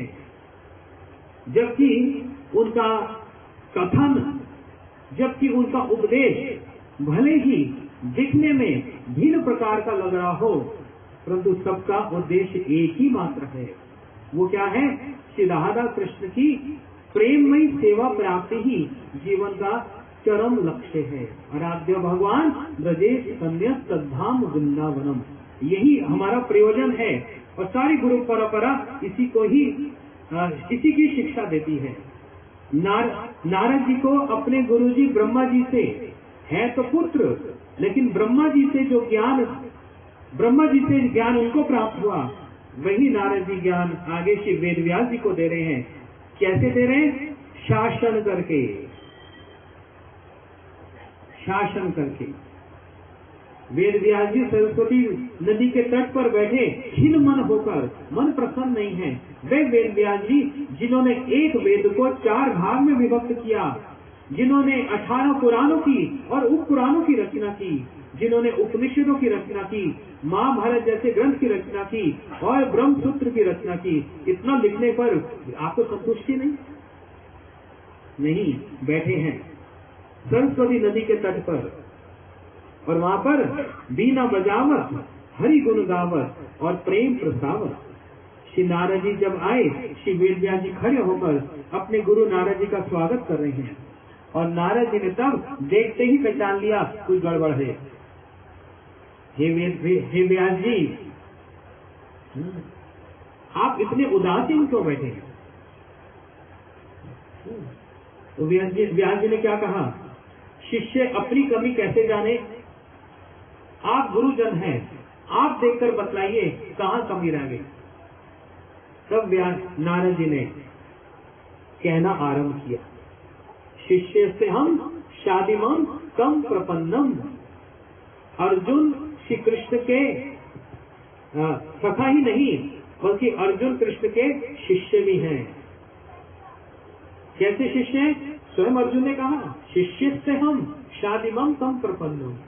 मैं आपका शिष्य हूँ, मेरे को नहीं पता, मैं विचलित हो रहा हूँ, करूँ या क्या करूँ। तब गीता का ज्ञान दिया।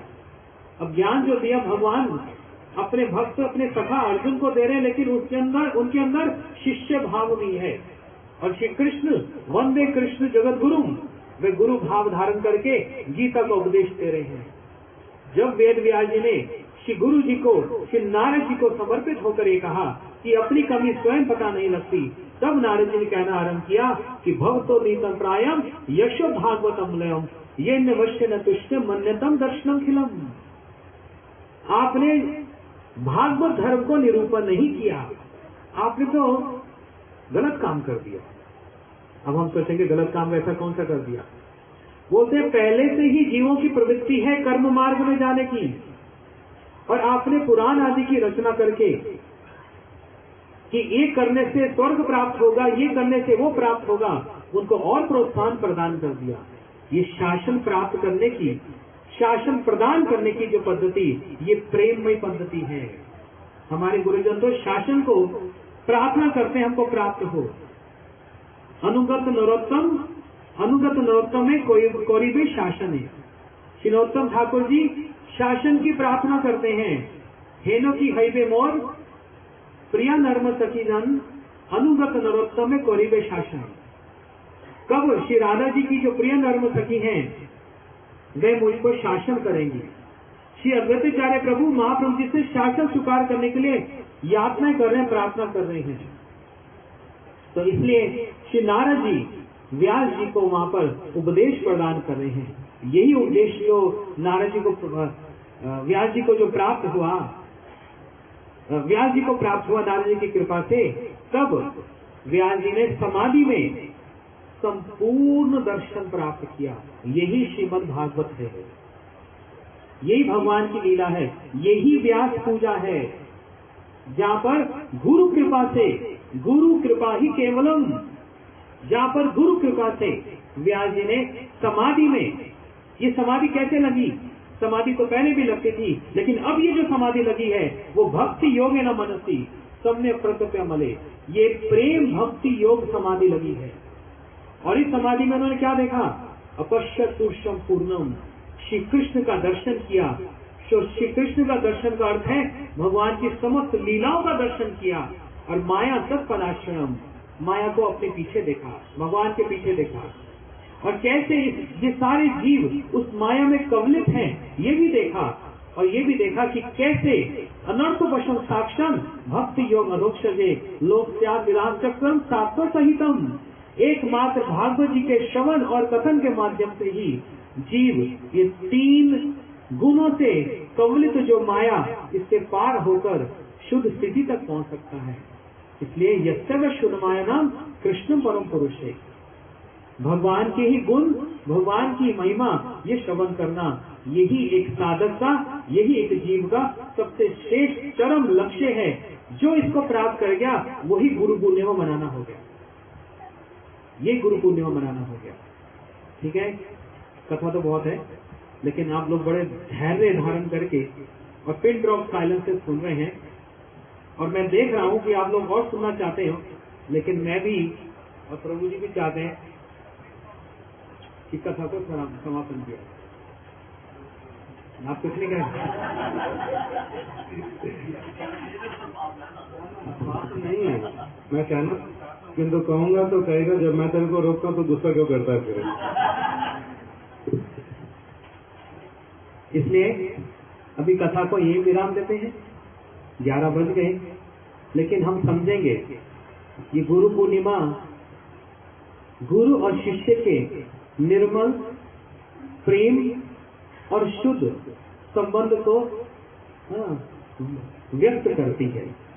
शिष्य, सभी शिष्य एक प्रकार के नहीं होते। इसलिए हमारे गुरु जी के 10 मिनट और 5 मिनट और लेते हैं। हमारे गुरु जी ने एक लेख में बतलाया, एक सेवा होती है, एक शिष्य होता है तामस गुण में, एक शिष्य होता है राजस गुण में, रजोगुण में, और कुछ शिष्य होते हैं सत्व गुण में। तामसिक गुण में शिष्य का उदाहरण गुरु जी ने दिया, जिसको सारा जगत मानता है कि ओहो इससे बढ़कर तो कोई शिष्य हो ही नहीं सकता। आज के दिन गुरु जी इस बात को कहते थे, वह एकलव्य। एकलव्य को सभी मानते हैं बड़ा अच्छा शिष्य हुआ, लेकिन एकलव्य की जो श्रेणी है वो तामसिक शिष्य में आती है।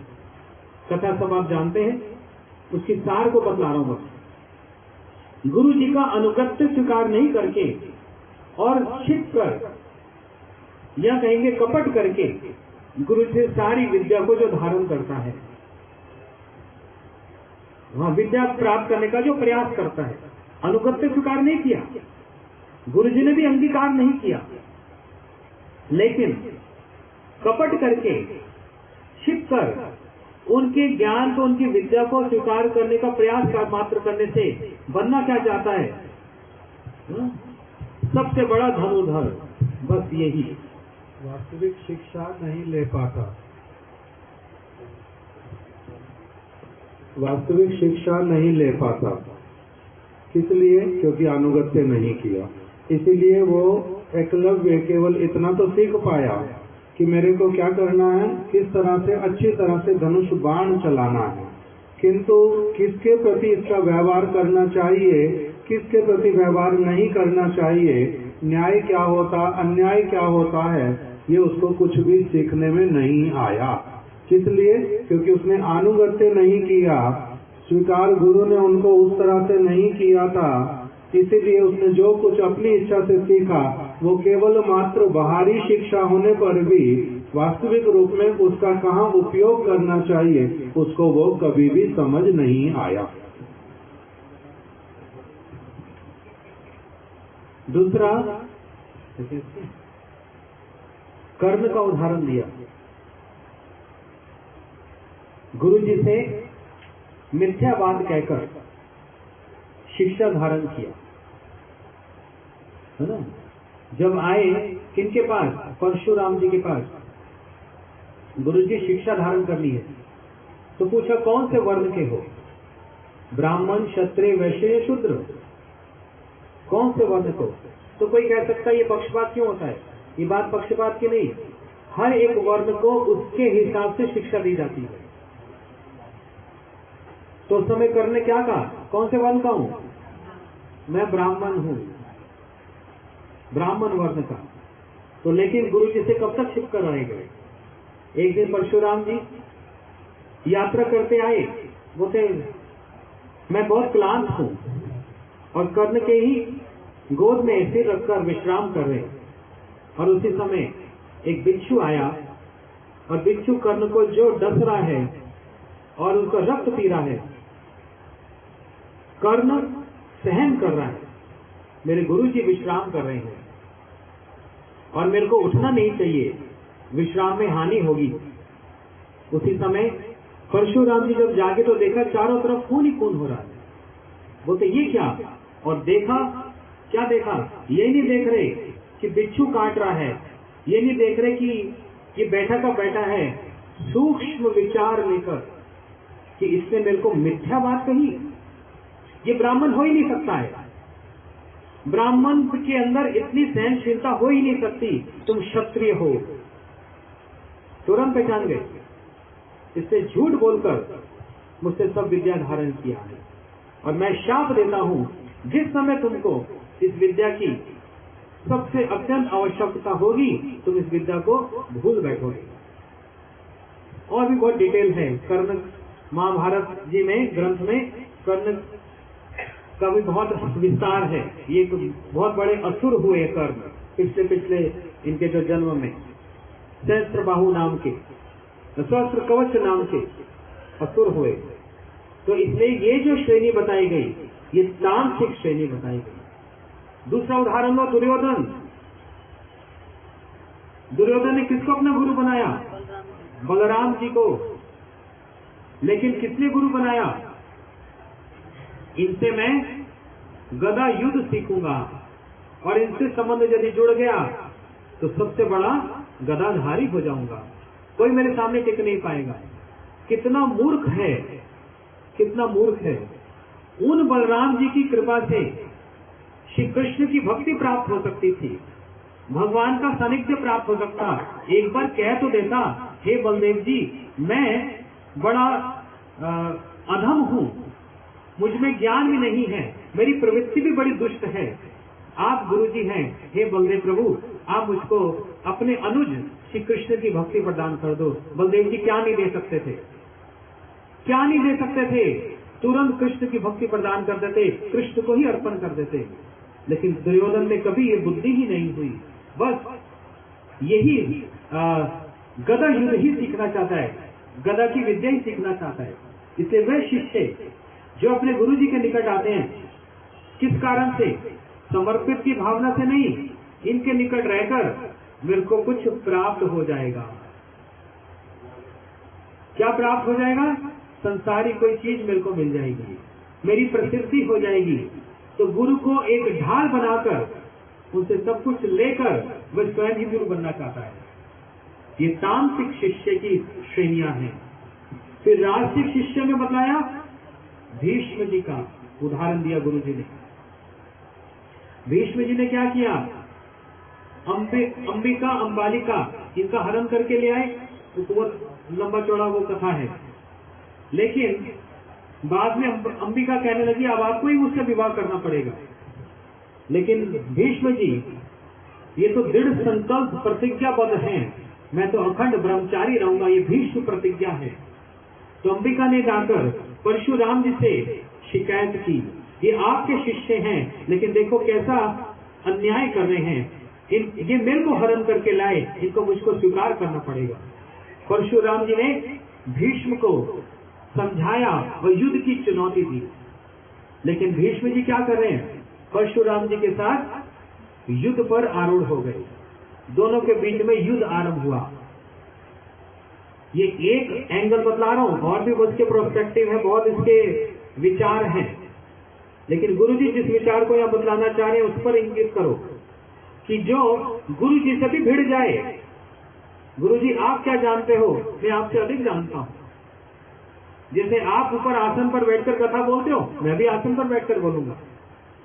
हाँ, आप तो 2-4 श्लोक ज्यादा जानते हैं, मैं भी कोई कम नहीं हूं, मैं भी गुरु हूं। लोग मेरी भी पूजा करते हैं, मेरे को भी माला धारण कराते हैं, सब कुछ।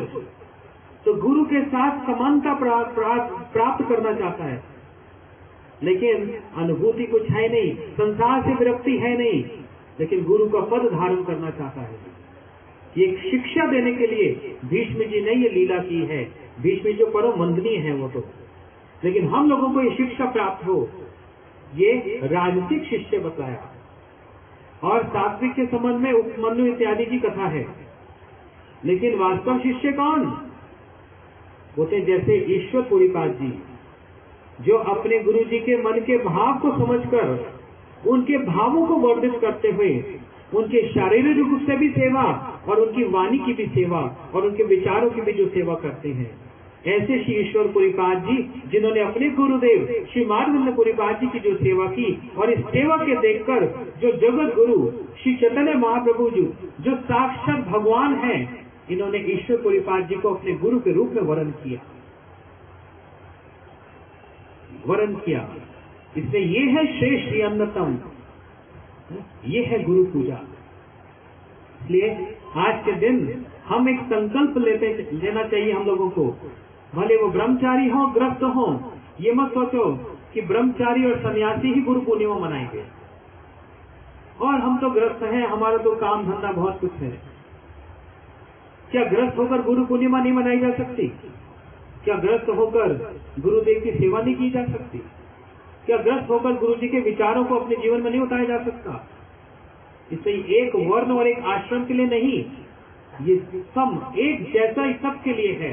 जैसे प्रभु जी उदाहरण दे रहे थे, गंगा जी बह रही हैं, वहां पर कोई भी जल पान कर सकता है बिना विचार के, पात्र हो के अपात्र हो, अपात्र अपात्र विचारम न कुरुते न च परम विक्षते।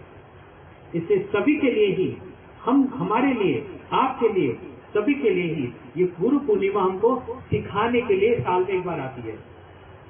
लेकिन गुरु पूर्णिमा प्रत्येक दिन है। हाँ, अनेक गृहस्थों के घरों में देखता हूँ, सुबह उठकर अपने घर में जो मंदिर है ठाकुर जी की आरती करते हैं, लेकिन सबसे पहले गुरु जी की वंदना करते हैं, गुरु जी की स्तुति करते हैं। यहाँ पर भी हमारे मठों में, सारे संसार में सबसे पहले किसकी वंदना की जाती है? प्रथम तो गुरु पूज्य, पहले गुरुदेव की पूजा, उसके बाद ठाकुर जी की पूजा। पहले गुरुदेव को प्रणाम, फिर ठाकुर जी को प्रणाम। ऐसी ये विचार है। अब ये गुरु तत्व और गुरु सिद्धांत और गुरु लीला इतना विस्तार है समुद्र की तरह, ये 1 दिन 2 दिन तो हो ही नहीं पाएगा। इसलिए आज की इस गुरु पूर्णिमा के उपलक्ष्य में हम अपने श्री गुरुदेव को, समस्त गुरु परंपरा को, दीक्षा गुरु हो व शिक्षा गुरु हो, सभी के चरणों में हमारा परम प्रणाम कि आप हम पर आज विशेष कृपा कीजिए। हम बड़े अधम हैं, हम अभी बच्चे हैं, भूल त्रुटि भी कर रहे हैं, पाप में भी रत हैं, लेकिन पवित्र भी होना चाहते हैं, साधन भी करना चाहते हैं, ये प्रेरणा भी है। आप कृपा करके आज के दिन, हे गुरुदेव, समस्त गुरु परंपरा से प्रार्थना करके आप हम पर वर्षण करो। वे चंद्र की चंद्रिका से हमारे उस भक्ति बीज को आप पुष्ट करो, आपके श्री चरणों में हमारी सकातर यही प्रार्थना है। श्री गुरुदेव की के साथ साथ एक दो अनाउंसमेंट भी करना चाह रहा हूं, उससे पहले कि मैं भूल जाऊं।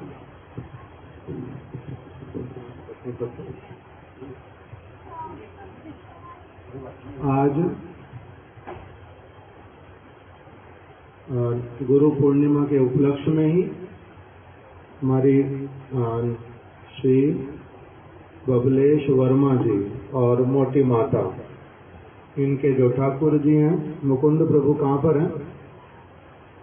मुकुंद प्रभु, उनके ठाकुर जी को आगे ले आओ तो गिरिराज जी के पास में नीचे रखो या पास में रखो। उनके ठाकुर जी का आज आविर्भाव तिथि, आज उनका जन्म महोत्सव है। उसी के उपलक्ष्य में उन्होंने और साथ ही साथ में हमारी जो अजय प्रभु, शालिनी दीदी, इन्होंने मिलकर के आज के उत्सव का सारा व्यवस्था किया है। फूल इत्यादि की सेवा वो हमारे आईपी कॉलोनी वाले प्रभु जी, नाम मेरे को नहीं पता, संजीव सैनी प्रभु जी, उन्होंने सारी फूल की सेवा की है। आज हमारे प्रेमदास प्रभु और अनुराधा माता के जो पुत्र केशव, उसका मथुरा में जन्म हुआ था आज के दिन, हम लोगों को वहीं पता चला था, तो आज उसका जन्म उत्सव भी है। इसी प्रकार से ये महोत्सव जो है, इन सब ने एक साथ मिल करके आयोजन किया है। इन सबको बधाई हो, तो यही कह करके ही श्रील गुरुदेव के चरणों में प्रणाम करते हैं। आज ये जो महोत्सव बहुत सारे स्थानों पर ही बहुत अच्छी प्रकार से पालन किया जाता है। हम लोगों ने विशेष करके हमारे गुरुदेव श्रील भक्ति वेदांत नारायण गोस्वामी महाराज जी को इस उत्सव को बड़े आनंद के साथ में मनाते हुए सब समय देखा, सब समय बड़े आनंद के साथ में इस उत्सव को मनाते थे। कभी कभी 5-7 दिन पहले ही विदेश से आ जाते थे। ये चातुर्मास्य का समय लगभग यहीं पर भारत में ही रहते थे और समय में प्रचार कार्य करते थे। इसमें भी प्रचार कार्य ही करते थे, किंतु रहते थे भारत में। गुरु पूर्णिमा से 5-7 दिन पहले ही कथा प्रारंभ कर देते थे, गुरु तत्व के विषय में, वेद व्यास जी के जन्म के विषय में, सनातन गोस्वामी जी के विषय में, अलग अलग भक्तों को खड़ा करते थे। सभी लोग जो है ये गुरु पूर्णिमा के विषय में बहुत सारी कथाएं हम लोगों को सुनाते थे। गुरुदेव एक के बाद एक बहुत सारे वैशिष्ट बतलाते थे गुरु पूर्णिमा के। उन्हीं की विशेष कृपा से, उनकी शिक्षा से ही अधिकांश लोग इस गुरु पूर्णिमा का अभी जो है गौड़िया वैष्णव लोग भी पालन करते हैं। यही कहकर के मैं अभी रखता हूँ, महाराज जी जो आगे कहेंगे वो हमारे भक्तों ने बोला, अनाउंसमेंट कर दो। एक तो ये कि नोएडा से भक्त लोग आए हैं, कहाँ से मुझे नोएडा में भागवत होगी हमारी 24 से 30 सितंबर नोएडा में। कहाँ पर? सिल्वर सिटी सेक्टर 93, ठीक है।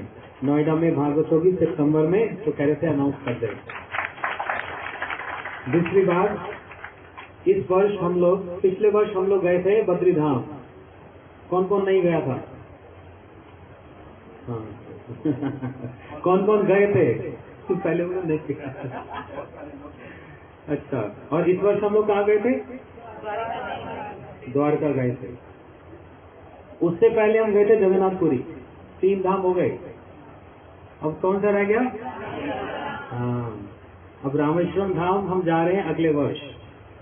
हमारी डेट निकली है, देखो 24 की होली है, 25 की गौर पूर्णिमा है, 27 मार्च से लेकर 31 मार्च इसमें छुट्टियां आ रही है। फ्राइडे की, वो गुड फ्राइडे की छुट्टी आ रही है, फिर सैटरडे संडे भी है, तो इसलिए छुट्टी का समय है। 27 को हम जाएंगे। 2 स्थानों का दर्शन है। दक्षिण भारत का सबसे प्रसिद्ध मंदिर है श्रीरंगम मंदिर, बहुत बड़ा मंदिर है। वहां पर श्री रमणाचार्य जी की समाधि भी है। वो समाधि बड़ी प्राचीन समाधि। जब हम वहां दर्शन करने गए थे कुछ वर्ष पहले, तो वहां पर एक ये ख्याति है, और पुजारी जी भी बता रहे थे कि उनके नाखून निकल आते हैं समाधि में, उनके शिव विग्रह में से। श्री रमणाचार्य जी जब उपस्थित थे उसी समय उनका विग्रह बनाया गया था, तो अभी भी उनके नाखून निकल आते हैं, उनके केश निकल आते हैं, तो उनको काटना पड़ता है कुछ महीनों के बाद। तो वो सब स्थान, और वो ऐसा स्थान है जहाँ पर चैतन्य महाप्रभु जी ने 4 महीने चातुर्मास्या का वहां निकाला था, और श्री गोपाल भट्ट गोस्वामी जी का जन्म स्थान ये भी वहीं पर है। तो ये सब स्थानों का वहां पर दर्शन होगा, और फिर रामेश्वरम जी का दर्शन होगा, धनुष कोटि जहाँ पर श्री राम जी ने सेतु बंधन किया था लंका जाने के लिए, वो सब स्थान दर्शन होंगे, और श्री रामेश्वरम जी का दर्शन। और वहां पर कुएं में स्नान किया जाता है, 100 कुएं में स्नान, क्योंकि भगवान रामेश्वरम जी में स्नान करते हैं, जगन्नाथपुरी में भोजन करते हैं, द्वारका में शयन करते हैं, और बद्रीधाम में तपस्या करते हैं। सब कुछ तो कर लिया, स्नान रह गया, तो रामेश्वरम जी में स्नान करने चलेंगे 27 मार्च से 31 मार्च। जो जानने के इच्छुक हैं वो हमारे वासुदेव प्रभु जी को उनसे संपर्क कर लेंगे।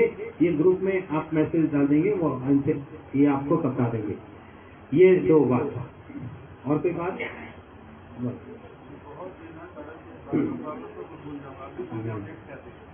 कोई बात नहीं, वो हम डाल देंगे।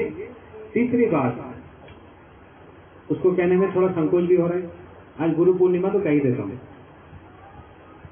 सेक्टर 21C में हमारा मंदिर का निर्माण चल रहा है, श्री राधा माधव गौड़िया मठ। बहुत वर्षों से हम लोग कभी 16 सेक्टर कभी 14 सेक्टर यही भ्रमण कर रहे हैं।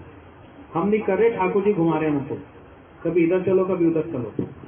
लेकिन इन्हीं की कृपा से और गुरु जी की कृपा से 21C में हमारा एक स्थान हुआ, और वहां पर एक मंदिर का निर्माण हो रहा है। एक मंदिर वहां पर अभी स्ट्रक्चर खड़ा हो चुका, 4थे मंजिल तक पहुंच चुके हैं। उसके लिए कैसे बोलूं, कोई और बोलता तो अच्छा था बोल दूं? उसमें आप सब लोग थोड़ा थोड़ा सहयोग दीजिए। बड़े कठिनाई से बात बोलनी पड़ी मेरे को। हमारे राकेश जी मुकेश जी आए हैं, इनके प्रिंटिंग प्रेस है, यहीं से वो रिसिप्ट छप कर आई हैं। जो माता कोई भी अगर अपने मित्रों से, संबंधियों से, किसी से भी कुछ भी धनराशि अर्जन करना चाहते हैं, आप कथा के बाद माधव के टूर से वो पर्ची ले लेना, और जितना भी कोई कुछ देना चाहे, 1 रुपया मत लेना, कम से कम ये तो कितना 100 से अधिक तो ले ही लेना। अच्छा 1 रुपया भी ले लेना, नहीं वो इसलिए बोल रहा हूँ, मैं बताता हूँ। अभी कार्तिक में हम लोग गए थे गोविंद जी मंदिर का दर्शन करने वृंदावन में, वहाँ भिखारी बैठे हुए थे, भीख मांग रहे थे। हमारे भक्तों ने 1 रुपया दिया, उठाकर उसके मुंह पे फेंक दिया। वो तो 2 मेरे से ले ले, 1 का होता क्या आजकल, इसलिए अच्छा चलो तो मजाक की बात है। जिसकी जैसी कोई भी, क्योंकि हमारे गुरु जी एक बात बोलते थे, सभी घर से 1-1 ईंट लाकर 1-1 सीमेंट लाकर लगा, सबकी सेवा भगवान के चरणों में लगेगी, सिर्फ यही उद्देश्य है।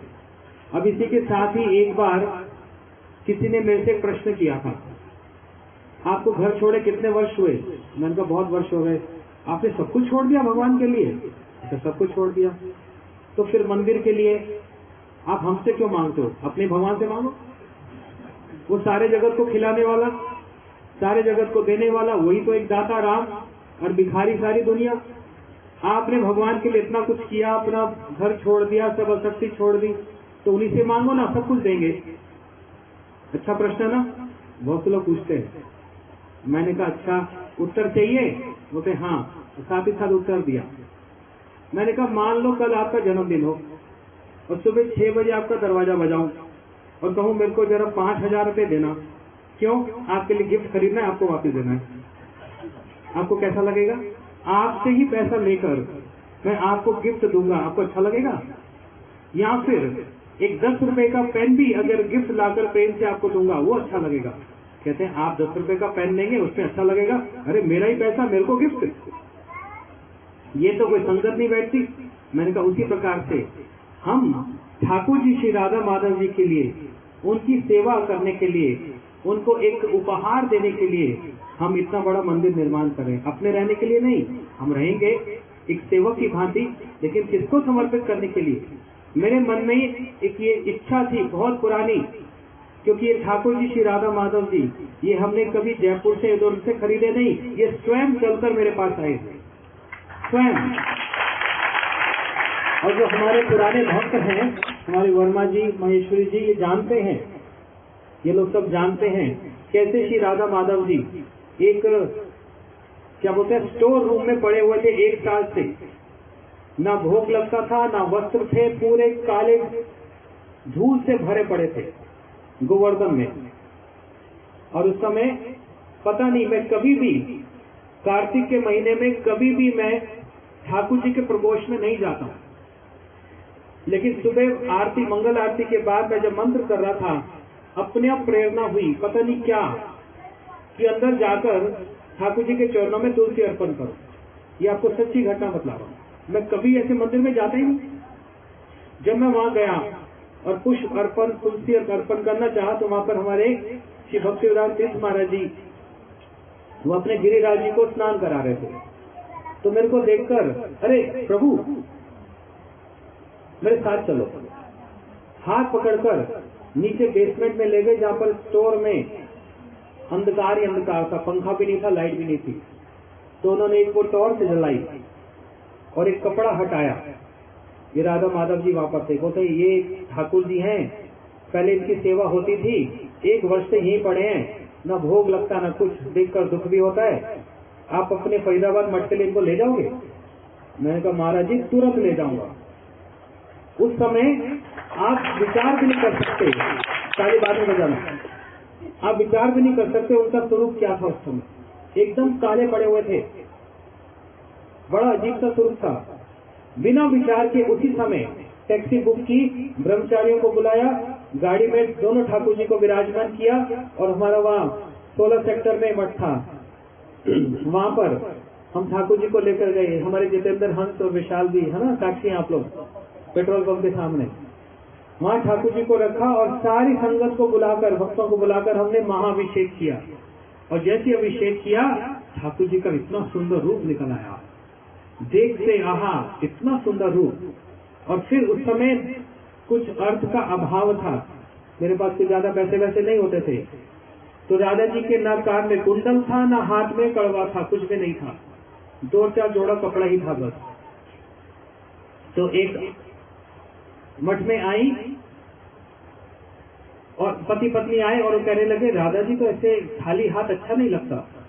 तो उन्होंने फिर श्रृंगार का सामान दिया, और तब से ही जैसे मार्गंडेयपुरी बाजी का सुनते हैं ना, अन्नकूट होता है और सब कुछ ना कुछ लाने लगे, तब से लेकर आज तक सुंदर सुंदर ठाकुर जी के वस्त्र बन रहे हैं। कहाँ से, अमेरिका से, हॉलैंड से, फरीदाबाद से, दिल्ली, नोएडा के सभी भक्त कुछ ना कुछ अलंकार, वंशी इत्यादि, वृंदावन जो जाते हैं वो अपने ठाकुर जी के लिए ले रहे हैं और माधव जी के लिए भी लेंगे, उनके लिए वंशी खरीद के ले आते हैं। बहुत से लोग आकर ऐसे उनके चरणों की जो क्या बोलते हैं पायल इत्यादि, तब से ठाकुर जी का ऐसा सुंदर रूप, और जब सेवा हो रही है उनकी इतनी सुंदर रूप से, देखो क्या सुंदर रूप निखर कर आ रहा है, श्री राधा माधव जी की। और तब से मेरे मन में एक विचार था कि ठाकुर जी घरों घरों में हम आपको लेकर घूम रहे हैं,